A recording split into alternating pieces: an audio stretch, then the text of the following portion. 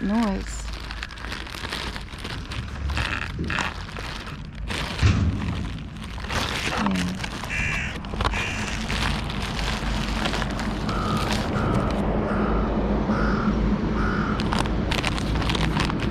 There we go.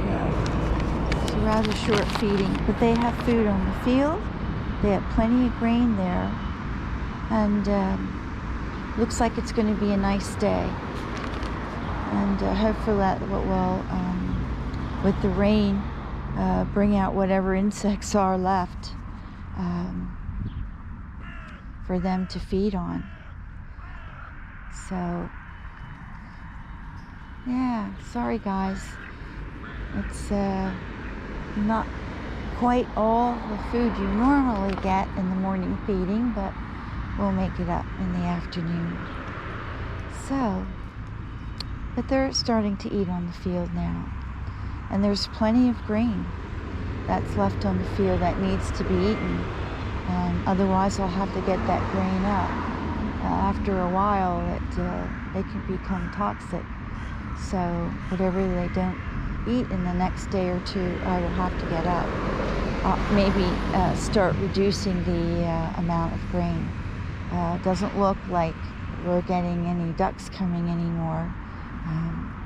I think they're eating the pile of grain that I put 3 liters of grain out at 3:30 in the morning, and quite a lot of food, and but not the chicken nuggets, not the ground beef, and some of the other things, and a little bit of cheese. I do not put that out in the night. Mostly nuts and muesli and grain and a little bit of whole grain bread. But we'll be back. We'll be back in a few hours. Yeah, my good birds. Yeah, my best boys. So, do a little count here. Just eyeballing it, I see probably at least 40 birds. Just looking at it, at the number of birds here on the street and on the field and on the roof of the church. Yeah, but you see, they're still very, very frightened. There was a time when they would come and line up, especially in the park, when I was feeding them in the park, and they'd all line up and open their mouth up and come right to me, and they would throw it in their little mouth. But they're just, see, they made a lot of noise over there, and see, it frightened the birds. Yeah. Let's say, before I leave here, I have to find another feeding station and engage other people to help take care of the birds. So I'll leave them to go about their business, because of course I'm disturbing them here. They probably like to go and feed, around the lawn of the church and the field, and have their little peace. And so I'll get on my way and try to upload this video before I pick my husband up. He teaches English at the Swiss Church of Reformation, Protestant church, and he teaches English to a disabled student there.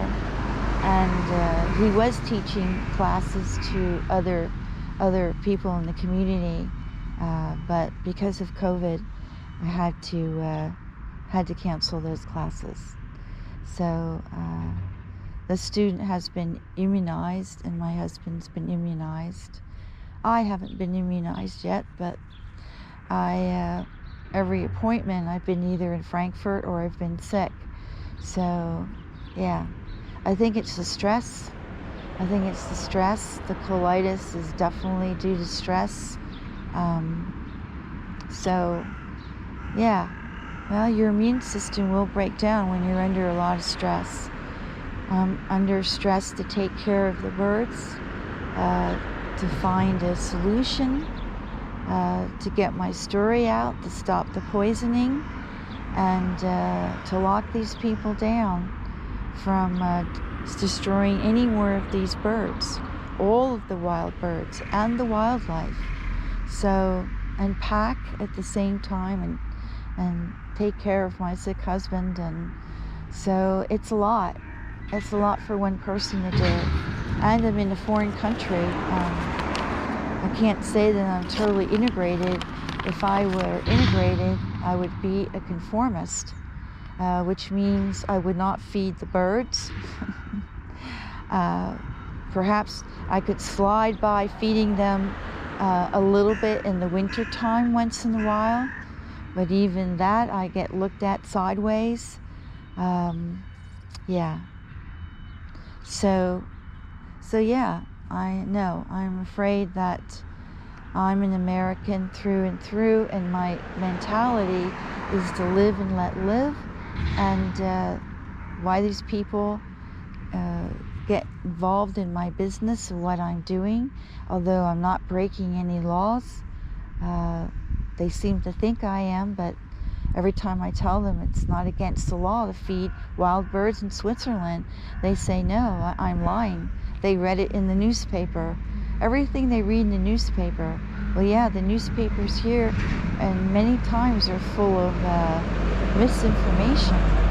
So yeah, it's a huge problem, and I can't seem to deter them. I tell them to call the veterinary bureau, call Vogelwart, which is an organization in Switzerland that deals with wild birds and birds of Switzerland. Yeah, wow. That's the feeding call. Is that my Charlie? Oh, there's another one giving the feeding call. Yeah.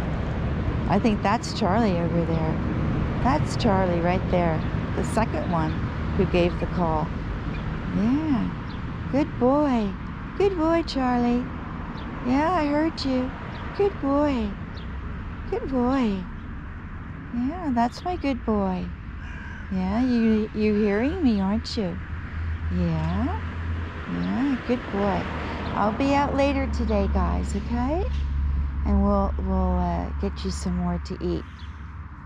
So, one poisoner is on the way to work, one of the tenants. So I don't have to worry about her, because she gets back later in the afternoon about doing something to you guys. But we do have to worry about the other people here. Could be the filming and the YouTube channel has deterred some of these people, but I don't know. With the decreasing numbers, there's still Painted Pony's not here. There are at least 5 birds who I know intimately by their markings on their body, and the fact that they're here every day, and they have been for the last year and a half, and now they're not here. So you put it together, YouTubers. You know as well as I know that they're